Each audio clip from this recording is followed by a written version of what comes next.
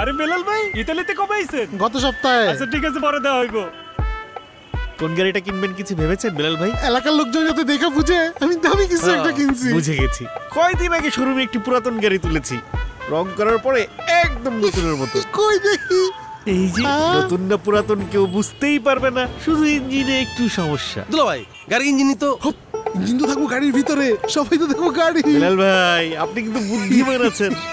বেলাল ভাই শুনলাম গাড়ি কিনছেন, বাইরে নাকি বানাইবেন? তার জন্য তো তোমার কাছে আসা। তাইলে কোন রড দিব? সস্তা কিছু একটা দাও। দুলা ভাই সস্তা রড। রড তো থাকবো বাড়ির ভিতরে, সবাই তো দেখবো গাড়ি। ভাই আপনি কিন্তু বুদ্ধিমান আছেন। এই কি হলো? বস ইঞ্জিন তো গরম হয়ে বন্ধ হয়ে যাইতেছে, একটু ঢেল তো হইব।